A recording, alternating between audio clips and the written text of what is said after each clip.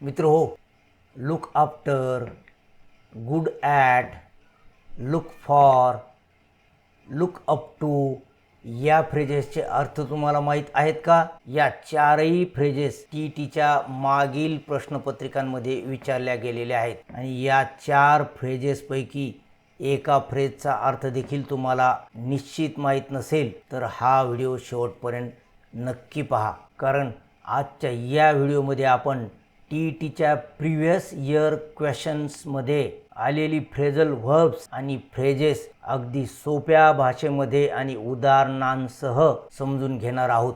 आणि मित्रहो, व्हिडिओच्या शेवटी या फ्रेजेसवर एक ॲक्टिव्हिटी देखील तुम्हाला सोडवायला मिळणार आहे. यामुळे तुमचे इंग्लिशचे गुण वाढतील आणि परीक्षेमध्ये असे प्रश्न चुकण्याची शक्यता कमी होईल. चला तर मग लगेच पाठाला सुरुवात करूयात. मित्रहो नमस्कार, मी डॉक्टर नारायण भिडवे. मित्रहो पहा, या ठिकाणी दिलेल्या सर्व फ्रेजेस टीईटीच्या वेगवेगळ्या परीक्षांमध्ये आलेल्या आहेत. यासोबतच इतर परीक्षांमध्ये देखील या फ्रेजेस आलेल्या आहेत. चला मग पहिल्या फ्रेजचा अर्थ पाहूया. Account for. बऱ्याच वेळी सुरुवातीला व्हर्ब असतं आणि त्यानंतर प्रपोशन असतं, तर अशा प्रकारे जी फ्रेज असते हिला फ्रेझल व्हर्ब म्हणतात. अकाउंट फॉर म्हणजे एक्सप्लेन किंवा गिव्ह अ रिझन फॉर. अनेक वेळी ही फ्रेज विचारण्यात येते. स्पष्टीकरण किंवा हिशेब देणे किंवा कारण सांगणे. पहा या ठिकाणी उदाहरण आहे. The treasurer must account for the money he spends. खजिनदार जो असतो त्याने जो खर्च केलेला आहे त्या खर्चाचं स्पष्टीकरण त्याला द्यावं लागत असतं. तर अशा प्रकारे अकाउंट फॉरचा वापर इथे झालेला आहे. Be accountable to. पहा या ठिकाणी अकाउंटेबल नंतर टू येतं, जबाबदार असणे. Adhere to. लक्षात ठेवा कोणतं प्रिपोशन या व्हर्ब नंतर येतं हे महत्त्वाचं आहे. ॲडहेअर टू म्हणजे फॉलो स्ट्रिक्टली, पालन करणे, चिकटून राहणे. ऑल ओव्हर म्हणजे एव्हरीवेअर, सर्वत्र. Antidote to. बऱ्याच वेळी अँटीडोटच्या सोबत अगेन्स्ट वापरतात, परंतु ते चूक आहे. अँटीडोट टू वापरायला पाहिजे, म्हणजे च्यावर उतारा असणे. ॲव्हर्स टू म्हणजे नावड असणे. हे आलेले प्रिपोशन पहा. Be well away to make progress. Breakdown. लक्षात ठेवा ब्रेकडाऊन अनेक वेळी विचारण्यात आलेला आहे. पहा टीईटीच्या परीक्षेमध्ये, PSIच्या परीक्षेमध्ये विचारण्यात आलेलं आहे. To lose emotional control and start crying. जेव्हा एखाद्याला भावनातिरेक होतो आणि त्याला बोलता येत नाही, तो रडतो, अशा वेळी ब्रेकडाऊन असं म्हणतात. भावनांवर ताबा न राहून रडू लागणे, खचून जाणे. चला आणखी काही फ्रेजेस पाहूयात. ब्रेक इन किंवा ब्रेक इन टू. ब्रेक इनचा अर्थ आहे लुटण्याच्या किंवा नुकसान करण्याच्या उद्देशाने इमारत किंवा घरात जबरदस्तीने किंवा चोरून घुसणे. या ठिकाणी इन देखील वापरू शकतो आणि इन टू देखील वापरू शकतो. जेव्हा ऑब्जेक्ट आलेलं नसेल त्यावेळी बहुतेक इन वापरतात, ऑब्जेक्ट आलेला असल्यास इन टू वापरतात, परंतु दोन्हींचा अर्थ सारखाच आहे. Call for. कॉल फॉर म्हणजे सार्वजनिक मागणी करणे किंवा आवश्यकता असणे किंवा हाक मारणे. Call off. कॉल ऑफ म्हणजे कॅन्सल करणे.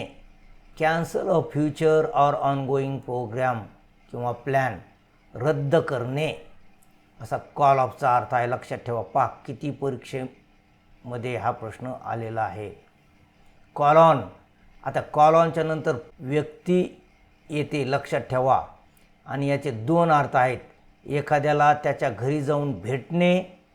जर कॉल ऑनचा अर्थ भेटणे असला तर त्याच्या घरी जाऊन भेटणे असा कॉल ऑन अ पर्सनचा अर्थ होतो किंवा धावती भेट घेणे. आणि कॉल ऑन किंवा कॉल अपॉन कार्यक्रमामध्ये जर म्हणण्यात येत असेल किंवा भाषणामध्ये आय कॉल अपॉन यू असं म्हणण्यात येत असेल किंवा I call upon the chairperson to express his views अशा प्रकारे म्हणण्यात येत असेल तर एखादी गोष्ट करण्यासाठी आवाहन करण्यात येतं किंवा विनंती देखील, फॉर्मल विनंती, फॉर्मल रिक्वेस्टसाठी कॉल अपॉन वापरतात. कॉल अप म्हणजे आठवण करणे किंवा टेलिफोनवर बोलणे. Confident of. कॉन्फिडंटसोबत ऑफ येतं, लक्षात ठेवा, खात्री असलेला. आणि कॉन्ट्ररी टू च्या विरुद्ध, कॉन्ट्ररीसोबत टू येतं, लक्षात ठेवा. किती परीक्षांमध्ये प्रश्न आलेला इथं दिलेला आहे. मित्रो अनेक परीक्षांमध्ये हे प्रश्न आलेले आहेत, परंतु आपण बहुतेक एक एक दोन परीक्षा घेतलेल्या आहेत. चला आता पुढील फ्रेज पाहूया. डिस्पाईट. आणि इनस्पाईट ऑफ दोन्हींचा अर्थ एकच आहे मित्रो, फक्त डिस्पाईट सोबत ऑफ वापरत नाहीत, लक्षात ठेवा. आणि इनस्पाईट सोबत ऑफ वापरतात. दोन्हींचा अर्थ आहे असूनही, होऊनसुद्धा किंवा ला न जुमानता तरीही. दुसरी गोष्ट जर घडत असेल तर डिस्पाईट वापरतात किंवा इनस्पाईट ऑफ वापरतात. या ठिकाणी नॉट विथ स्टँडिंग असा अर्थ दिलेला आहे. दोन्हींचे अर्थ एकच आहेत. डाय फ्रॉम जर अपघातामध्ये मृत्यू होत असेल किंवा जखमेमुळे मृत्यू होत असेल तर फ्रॉम वापरतात, लक्षात ठेवा. आणि आजारामुळे मृत्यू होत असेल तर डाय ऑफ अ डिसीज, मुळे मृत्यू होणे. दोन्हींचा अर्थ एकच आहे, मुळे मृत्यू पावणे किंवा मुळे मृत्यू होणे. डिफर विथ, डिफरसोबत विथ येतं, वेगळे मत असणे. Escape from, freedom from. आणि अतिशय महत्त्वाचं फ्रेझल वर्ब आहे गेट थ्रू. गेट थ्रू म्हणजे फिनिश सक्सेसफुली. हा अर्थ आपल्याला माहीतच नसतो, आपण फक्त परीक्षा उत्तीर्ण होणे इतकाच अर्थ घेतो. परंतु गेट थ्रूचा मूळ अर्थ आहे फिनिश सक्सेसफुली किंवा पास. जर आपण एखादी परीक्षा पास झालो तर I got through the TET examination आपण म्हणू शकतो. आता पहा, गिव्ह इन आणि गिव्ह अप यांची तुलना या ठिकाणी केलेली आहे. गिव्ह इन म्हणजे सरेंडर, इल्ड किंवा सीज टू रेजिस्ट. एखादा जेव्हा हार मानतो का त्यावेळी गिव्ह इन वापरतात, लक्षात ठेवा. गिव्ह इनचा अर्थ आहे हार मानणे आणि गिव्ह अपचा अर्थ आहे प्रयत्न सोडून देणे. Stop, abandon, attempt. प्रयत्न सोडून देणे हे दोन्ही हमेशा कन्फ्यूज करण्यासाठी वापरण्यात येतात. दोन्ही एकाच वाक्यात येतात आणि योग्य वापरा असं सांगतात. तर गिव्ह अपचा अर्थ आहे प्रयत्न सोडून देणे, त्याग करणे. इथे भावना नाहीत, लक्षात ठेवा. इथे हार मानलेली, इथे भावना आहेत, खचणे वगैरे. म्हणून गिव्ह इनमध्ये हार मानणे असा अर्थ आहे, गिव्ह अपमध्ये प्रयत्न सोडणे असा अर्थ आहे. गुड ॲट वापरतात परंतु वीक इन वापरतात, हे लक्षात ठेवा. गुडसोबत ॲट येतं, वीकसोबत इन येतं. दोन्ही एखाद्या विषयामध्ये कौशल्य असणे किंवा नसणे. गुड ॲट म्हणजे बी स्किल्ड, एखाद्या विषयात खेळात कौशल्यात चांगला असणे. आणि वीक इन म्हणजे एखाद्या विषयात कच्चा असणे, लक्षात ठेवा. परस्पर विरुद्ध शब्द आहे ते. She is good at mathematics but she is weak in English असं आपण म्हणू शकतो. वीक इन इंग्लिश असं आपण म्हणू शकतो. जिअर ॲट म्हणजे टू मॉक, टू रिडिक्युल, उपहास करणे किंवा टोमणा मारणे. लुक आफ्टर आणि लुक फॉर हे दोन शब्द आहेत पहा. लुक आफ्टर म्हटलं की काळजी घेणे आणि लुक फॉर म्हटलं की सर्च, शोधणे, मिळविण्याचा प्रयत्न करणे. सिक म्हणजे मिळविण्याचा प्रयत्न करणे. हे दोन प्रिपोशन्स लक्षात ठेवा. प्रिपोशननुसार त्या फ्रेझल वर्बचा अर्थ बदलतो आणि किती परीक्षांमध्ये आलेला आहे पहा. लुक अप टूचा अर्थ आहे रिस्पेक्ट किंवा regard someone as a role model. एखाद्याचा मान करणे किंवा एखाद्याला आदर्श जेव्हा आपण म्हणतो त्यावेळी लुक अप टू वापरतात. मेक अ राय फेस म्हणजे शो डिसअपॉइंटमेंट, निराशा दाखविणे. आऊट अँड आऊट म्हणजे थरो, कम्प्लिटली, संपूर्णपणे. एखादी व्यक्ती एखाद्या प्रकारची असेल तर he is out and out this type of person असं आपण म्हणतो. पॅशन फॉर, पॅशनसोबत फॉर वापरतात. स्ट्रॉंग फिलिंग, उत्कट तीव्र भावना, अतिशय आवड. प्रेफर सोबत टू येतं, लक्षात ठेवा. च्या ऐवजी पसंत करणे, प्रेफर टू. पुटॉन, पुटॉन म्हणजे अंगात घालणे. आपण कपडे घालतो ना त्याला पुटॉन म्हणतात. टू विअर, अंगात पायात वगैरे घालणे. आणि त्याच्या विरुद्ध आहे टेक ऑफ. टेक ऑफ म्हणजे अंगातून काढणे वगैरे. टेक ऑफचा आणखी देखील एक अर्थ आहे. विमान जेव्हा उड्डाण घेतं त्यावेळेस त्याला देखील टेक ऑफ म्हणतात. पहा किती परीक्षांमध्ये ही फ्रेज आलेली. पुट वन आउट म्हणजे to irritate, to cause someone trouble, संतप्त करणे. चला आणखी काही फ्रेजेस पाहूया. पुटअप म्हणजे विचारार्थ समोर ठेवणे किंवा त्याचा दुसरा अर्थ आहे इरेक्ट किंवा बिल्ड, कन्स्ट्रक्ट, उभारणे किंवा बांधणे. दोन अर्थ आहेत, लक्षात ठेवा. He put up a shed in the garden. Put up म्हणजे त्याने शेड उभारलं. सेटअपचा अर्थ देखील असाच आहे, टू बिल्ड समथिंग, उभारणे. याचं उदाहरण, the police set up road blocks on the routes to the city. पोलिसांनी शहराकडे येणाऱ्या रस्त्यावर रोड ब्लॉक्स उभारले, ठेवले वगैरे असा त्याचा अर्थ निघतो. रेमॉन्स्ट्रेट अगेन्स्ट किंवा अबाउट समथिंग, वस्तूच्या संदर्भात बोलत असेल तर अगेन्स्ट किंवा अबाउट वापरतात. विरोधादाखल तक्रार करणे.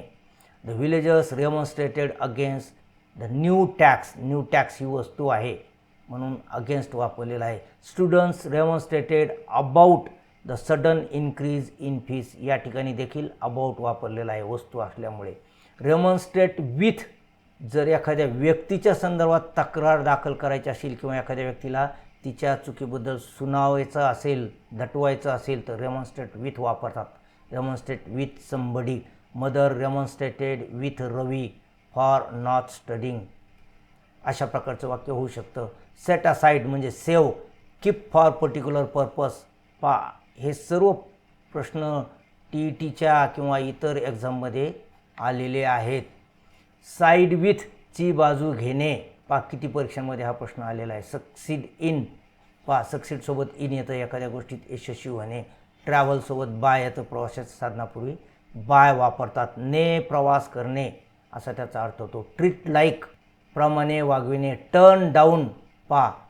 जेव्हा टर्न डाऊन आपण म्हणतो तेव्हा एखादी आवाज किंवा ज्योत व्हॉल्यूम ज्याला आपण म्हणतो कमी करण्यासाठी टर्न डाऊन वापरतात. किती परीक्षांमध्ये आलेली आहे ही फ्रेज टर्न ऑफ म्हणजे बंद करणे. याच्या विरुद्ध आहे टर्न ऑन म्हणजे सुरू करणे.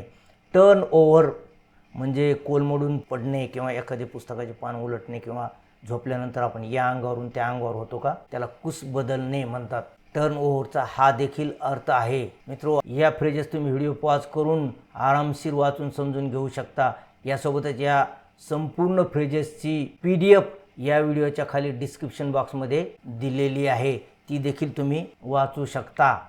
चला आता आपण जे अभ्यासलंय त्यावर एक ॲक्टिव्हिटी आपण घेतलेली आहे. काही प्रिपोजिशन्स आणि काही फ्रेजेसवर या ठिकाणी तुम्हाला ॲक्टिव्हिटी देण्यात येणार आहे. हीच ॲक्टिव्हिटी मागील व्हिडिओमध्ये आपण दिली होती, तर ही ॲक्टिव्हिटी या ठिकाणी आपण सोडवणार आहोत. परंतु तत्पूर्वी मित्र हो, या ठिकाणी माझे प्रिव्हियस क्वेश्चन पेपर अनालिसिसवरील 2 पुस्तके दिलेली आहेत. पेपर 1 आणि पेपर 2. या ठिकाणी इंग्रजीच्या प्रश्नपत्रिका मी सोडविलेल्या आहेत. संपूर्ण 18 प्रिव्हियस इयर क्वेश्चन पेपर्स आणि प्रॅक्टिस क्वेश्चन पेपर्स देखील या ठिकाणी दिलेली आहेत. ही पुस्तके तुम्ही अवश्य अभ्यासा. चला आता आपण हे ॲक्टिव्हिटी सोडूया. Choose the correct preposition in the given sentence. दिलेल्या वाक्यामध्ये योग्य प्रिपोजिशन वापरा सांगितलेलं आहे. She is sitting dash dash her mother and father. 2 व्यक्ती किंवा वस्तूच्या मध्ये एखादी वस्तू ठेवलेली असेल तर बिटवीन वापरतात, म्हणजे याचं उत्तर आहे between. She is sitting between her mother and father. Fill in the blank with the most suitable alternative. I have not return to her dash dash. She left for America. भूतकाळातील वेळेपासून जर कधी सुरू होत असेल तर सिन्स वापरतात. शी left for America. आता लेफ्टची कृती भूतकाळात घडलेली आहे, तिथून पुढे या अर्थी सिन्स वापरतात, म्हणून इथे येणार आहे since. Choose the correct alternative. He prefers coffee dash dash T. Prefer सोबत आपण पाहिलेलं आहे टू वापरतात. सर्वसामान्यपणे बोलत असताना प्रेफर टू वापरतात, लक्षात ठेवा. Choose the proper alternative to fill in the blank. The shopkeeper does not have the keys. I was looking dash. Look for अशा प्रकारची फ्रेज आहे. शोधणे असा त्याचा अर्थ आहे, म्हणून या रिकाम्या जागेमध्ये येईल फॉर. तर मित्रहो, अशा प्रकारे आपण काही फ्रेजेस आणि काही प्रिपोजिशन्स या ठिकाणी वापरलेले आहेत. यासोबतच तुम्हाला या फ्रेजेस आणि प्रिपोजिशनचा सविस्तर अभ्यास करायचा असेल तर topic wise PYQs English grammar नावाचं माझं पुस्तक आहे. या पुस्तकामध्ये 130 प्रिव्हियस इयर क्वेश्चन पेपर्स सोडवलेले आहेत आणि प्रश्नांची उत्तरे आणि स्पष्टीकरणे सविस्तर दिलेले आहेत. आणि हे सगळं टॉपिक वाईज आहे, म्हणजे तुम्हाला फ्रेजेस आणि फ्रेझल वर्ब्स एकाच टॉपिकमध्ये मिळतील. आणि कोणकोणत्या परीक्षांमधील प्रश्न या ठिकाणी घेतलेले आहेत MPSCच्या परीक्षा, PSI, STI, ASO, group B, group C, clerk, typist, tax assistant, राज्यसेवा, translator, departmental exams, CET, TET, TET आणि इतरही परीक्षा आहेत एज्युकेशनशी संबंधित किंवा इतर. या सर्व परीक्षांचा अभ्यास करून या परीक्षांमधीलच प्रश्न या ठिकाणी घेतलेले आहेत. या पुस्तकाची लिंक तुम्हाला या व्हिडिओच्या डिस्क्रिप्शन बॉक्समध्ये मिळेल. हे पुस्तक ऑनलाईन आणि ऑफलाईन म्हणजे पुस्तकाच्या दुकानांवर देखील उपलब्ध आहे. आशा करतो की व्हिडिओ तुम्हाला आवडला असेल. व्हिडिओ आवडला असल्यास त्याला लाईक करा, आपल्या मित्रांसोबत व्हिडिओ शेअर करा आणि चॅनलवर पहिल्यांदाच आलेले असल्यास स्पर्धा परीक्षेच्या अभ्यासासाठी चॅनलला सबस्क्राईब करा. आणि मित्र हो, या ठिकाणी पुस्तकाचा परिचय दिलेला व्हिडिओ दिलेला आहे, तो अवश्य पहा. भेटूया असेच पुढील व्हिडिओमध्ये. तोपर्यंत have a good day. Thank you.